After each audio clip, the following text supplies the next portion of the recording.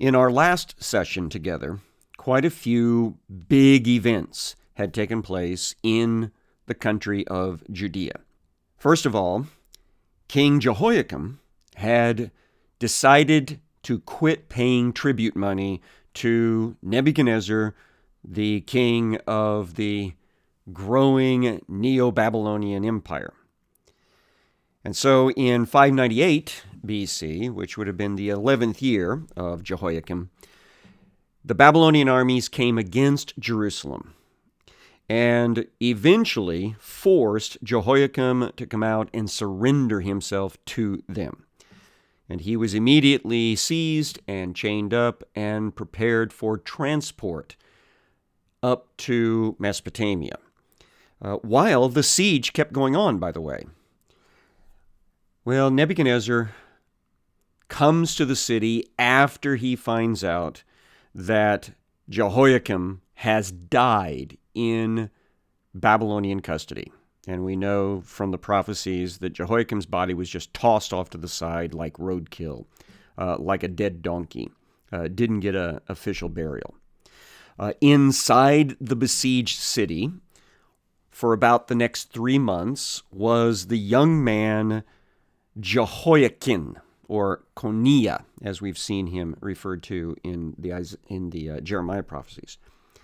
He's only about 8 years of age, and he is just as wicked, apparently, at that young age as his father and his first uncle on the throne had been.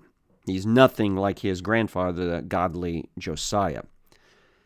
So God causes Jehoiakim to surrender himself into the hands of Nebuchadnezzar.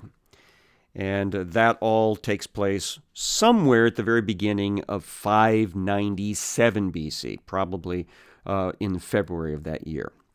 And so that's 2 kings down right in a row. And Nebuchadnezzar replaces the young king Jehoiakim with his older uncle, one of the sons of Josiah, and gives him a new name, Zedekiah. And Zedekiah becomes the final king of southern Judah. And then Nebuchadnezzar withdraws because it is understood that Zedekiah is now the tributary king to the Babylonian Empire. And when he withdraws, Nebuchadnezzar takes with him a whole bunch of the leadership and their families, and a bunch of the artisans and soldiers and their families, and he takes thousands of Judeans into Babylonian exile. This is the second time that an exile procedure takes place under Nebuchadnezzar. The first one had happened several years earlier, in 605 BC, when Daniel and his friends were placed in mandatory Babylonian training so that they could join Nebuchadnezzar's court. So in 597 BC, at some point shortly after all of these people were taken away to Mesopotamia in exile, God sends Jeremiah another message to pass on. So we're in Jeremiah chapter 24, verse number 1. After Nebuchadnezzar, king of Babylon, had taken into exile from Jerusalem Jeconiah, that's Jehoiakim, or Coniah. He's got several different ways of describing his name. The son of Jehoiakim, king of Judah, together with the officials of Judah, the craftsmen, the metalworkers, and had brought them to Babylon. He who is showed me this vision. So at some point after all the exiles left in the early parts of 597, God sends this vision. Behold, 2 baskets of figs placed before the temple of he who is. Now, it was common procedure that when the harvest time came, part of the harvest of all the different agricultural products was taken in baskets and donated to God at the temple building, where they would then be utilized by the priests and the Levites as part of their pay. So the picture we have here is kind of two baskets showing up at the temple.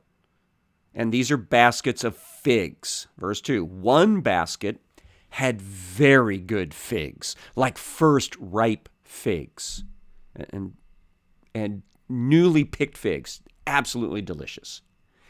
But the other basket had very bad figs, so bad that they could not be eaten.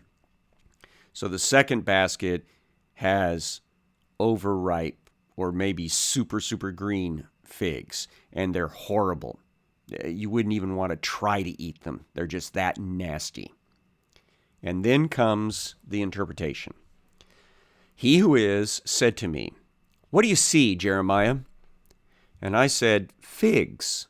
The good figs, very good. And the bad figs, very bad. So bad that they cannot be eaten." And then the word of he who is came to me. Thus says he who is the God of Israel, like these good figs, so I will regard as good the exiles from Judah, whom I've sent away from this place to the land of the Chaldeans. Chaldea was a very specific place on the Euphrates River. It was north and west of Babylon City. But it kind of stands as a secondary way of referring to the entire Babylonian Empire, or the land of Babylon between the two rivers. Verse 6, I will set my eyes on them for good, and I will bring them back to this land. Now, these guys that were taken in exile, some of them were evildoers. There's just zero doubt about that. Jeconiah, for example, the king himself, and some of his administration officials, they were bad. But as a whole, God is referring to this group that goes away into exile, as well as the group that came before them. That'd be Daniel and his bunch. And a group that will come after them once the temple is destroyed. This is going to be God's seed stock of the Israeli people. So God is going to count them as the good seed from which he will replant the land of Israel with Israelis.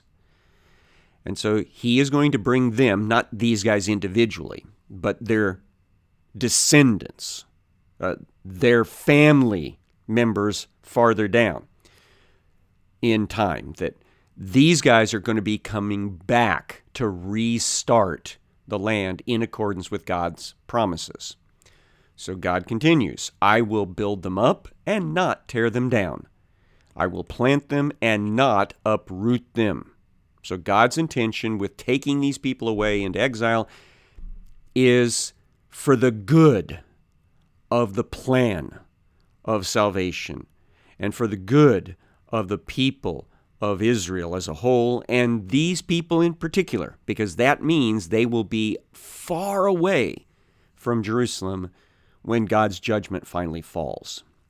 Verse 7, I will give them a heart to know that I am he who is, and they shall be my people, and I will be their God, for they shall return to me with their whole heart.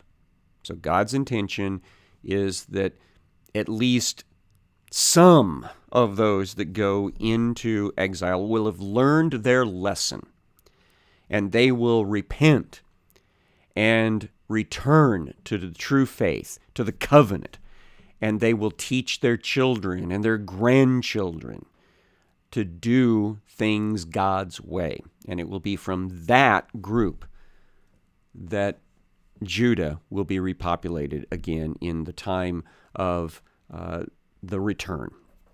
Verse number 8, but thus says he who is, like the bad figs that are so bad they cannot be eaten, so will I treat Zedekiah, the king of Judah, his officials, the remnant of Jerusalem who remain in this land, and those who dwell in the land of Egypt. So the people that got left behind are really rotten.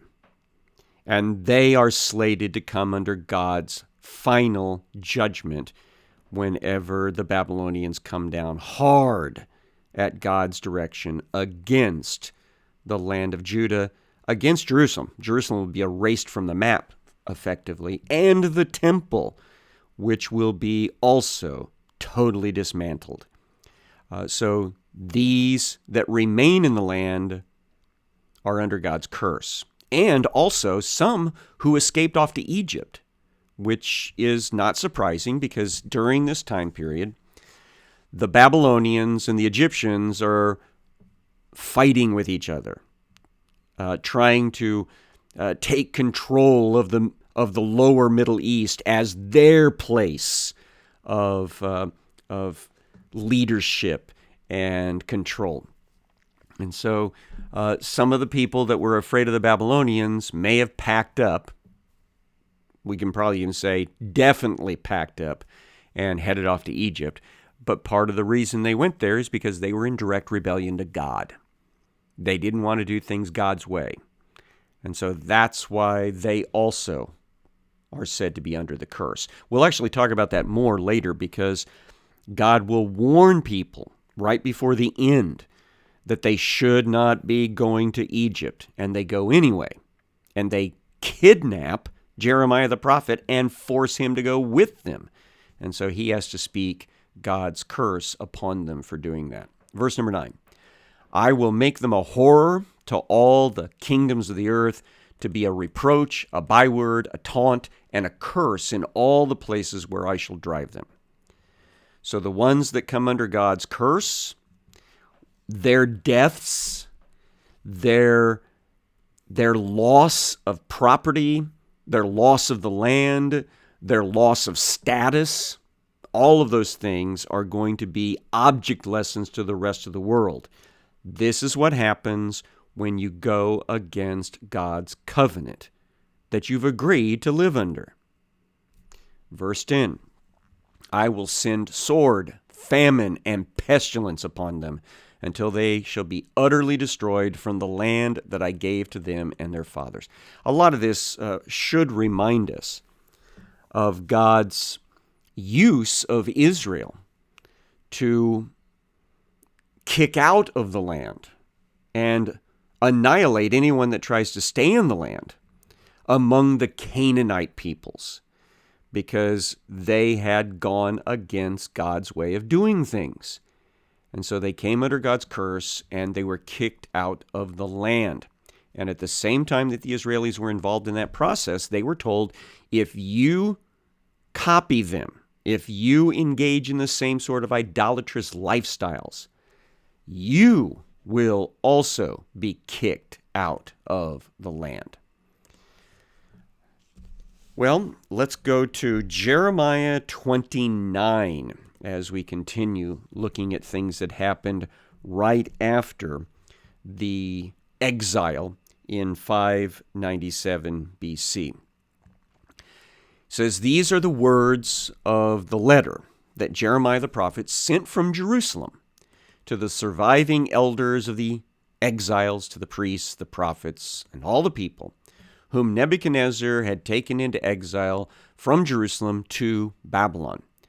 This was after King Jeconiah and the queen mother, the eunuchs, the officials of Jerusalem, Judah and Jerusalem, the craftsmen, the metal workers, had departed from Jerusalem. So this is the documentation that God had Jeremiah send off to the exiles who have recently been taken away. And it is got a specific person that's going to do the delivery. That's in verse 3. The letter was sent by the hand of Elisah, the son of Shaphan, and Gemariah, the son of Hilkiah, whom Zedekiah, king of Judah, sent to Babylon to Nebuchadnezzar, king of Babylon. So this is an official entourage sent from the new vassal king Zedekiah, to Nebuchadnezzar. And so Jeremiah piggybacks on that and says, hey, you're heading off to Babylon. Take this letter with you and deliver it to the people. Verse number 4 tells us what the letter said.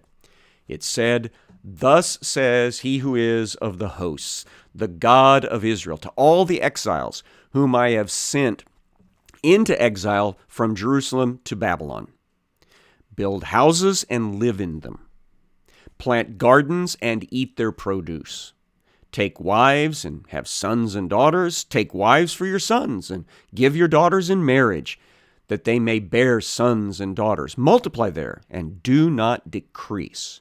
So this is part of the message of you need to just settle in, because this is where you're going to be living the rest of your lives. This is where you're going to raise your families and where your families will raise families. So settle in for the duration. Verse number 7, but seek the welfare of the city where I have sent you into exile, and pray to he who is on its behalf, for in its welfare you will find your welfare. So these Israelis, these Judeans, these Jews are also told, look, you are now people living in that land. So you need to pray for that land. You need to pray for its prosperity. You need to pray for its security. You need to pray for their leaders. You need to pray for the agricultural cycles. You need to pray for things dealing with health. So you basically just settle in and make it home. And this is, again, a reminder that as believers, wherever we're at, that's where we need to be praying for. We need to pray that things will go smoothly. I think about Paul telling us that we need to pray for those in authority over us. We need to pray that there will be peace in our society, because that's going to be best for us. So that's what these guys are being told. And while I'm thinking about it, don't picture that the exile is these guys being taken off to a whole bunch of concentration camps where they are being treated like prisoners. Sometimes we got that idea from the old way of referring to this as the Babylonian captivity. This is not a captivity in that sense.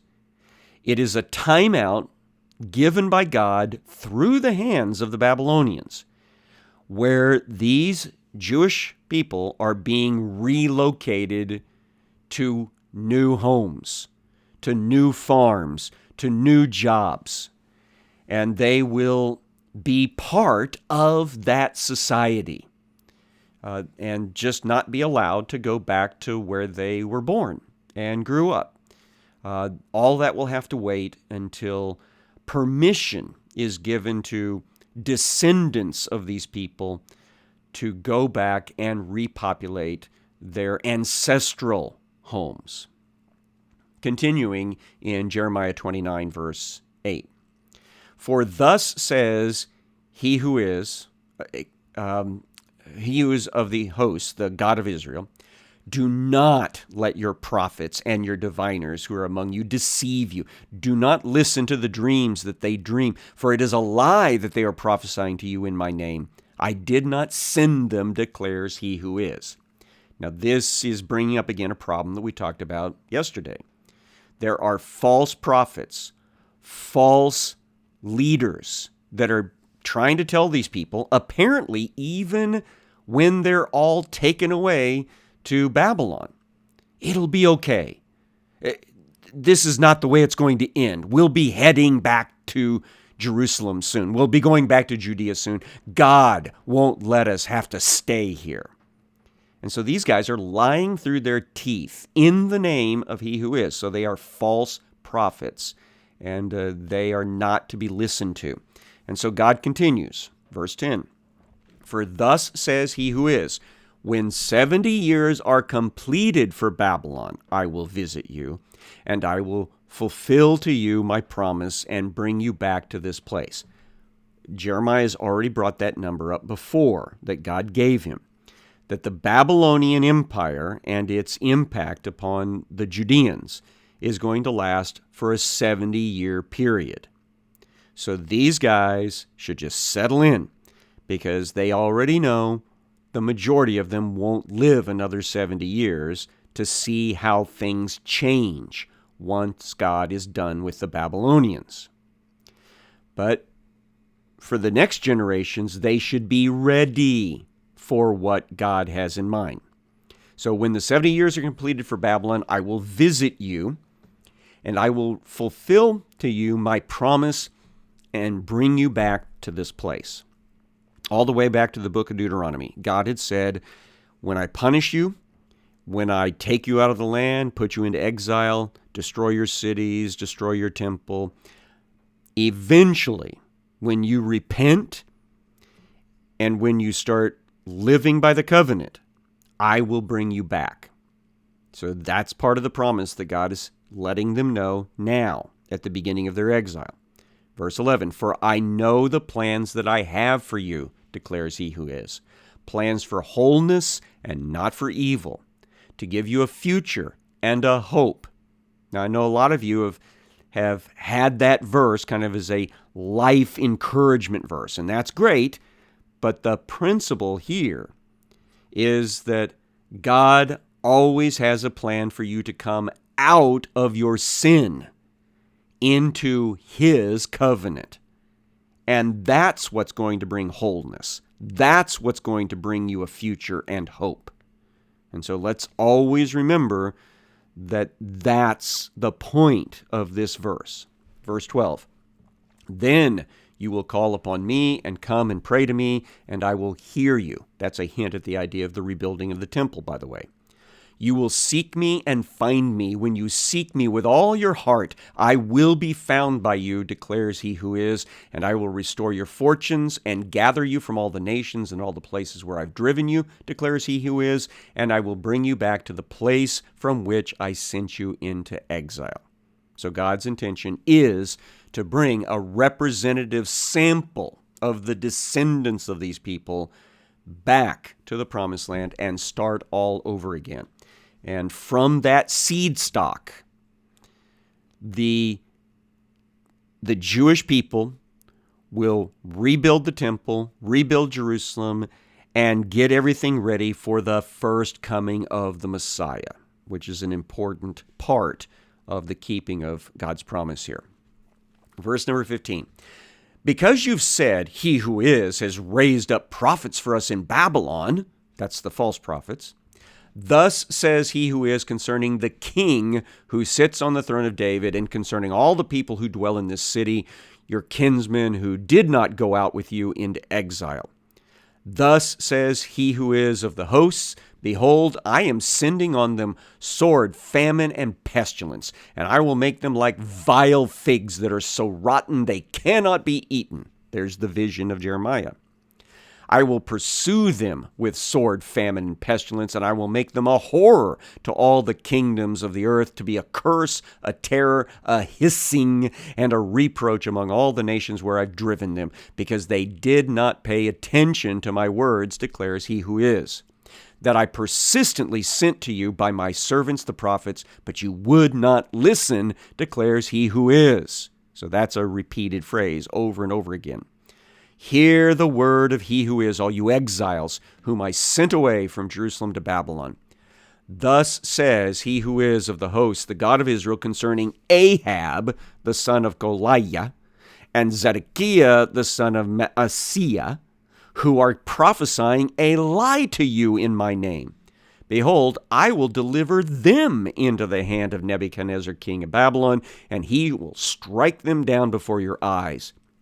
Because of them, this curse shall be used by all the exiles from Judah and Babylon.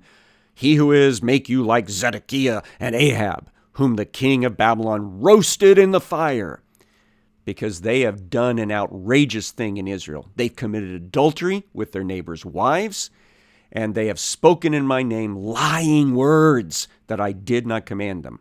I am the one who knows. I am witness, declares he who is. So God names names through the prophet Jeremiah and says, these guys are going to go down. They will be burned to death by Nebuchadnezzar once he tracks them down. Because this is what they're doing. They're going around stirring everybody up saying, oh, God's going to take you back to the land. God's going to take you back to Israel and Jerusalem very, very soon. And God's going to do a death blow against Nebuchadnezzar and against the Babylonians, and we'll go out of here victorious. And that's not the message that God wants proclaimed at this time. He wants them to build houses, settle down, and be ready for the duration. Let's finish up with the last part of this chapter.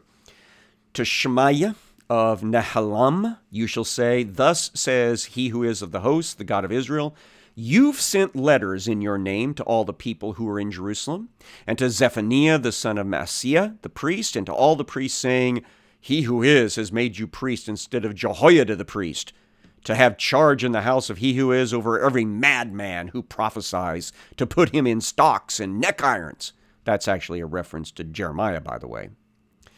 Now, why have you not rebuked Jeremiah of Anathoth, who is prophesying to you? For he has sent to us in Babylon, saying, your exile will be long. Build houses and live in them, and plant gardens and eat their produce. So here's another false prophet who's trying to put a new guy in charge of the temple, somebody that will take Jeremiah to task. And God says, nope, that's not going to happen. Zephaniah, the priest, read this letter in the hearing of Jeremiah the prophet. Then the word of he who is came to Jeremiah, send to all the exiles, saying, thus says he who is concerning Shemaiah of Nehelam, because Shemaiah has prophesied to you when I didn't send him, and has made you trust in a lie. Therefore, thus says he who is, behold, I will punish Shemaiah and his descendants. He shall not have anyone living among this people. He shall not see the good that I will do to my people, declares he who is, for he has spoken rebellion against he who is. So God is using Jeremiah to specify some of the false teachers, false prophets that should not be listened to, because God will punish them.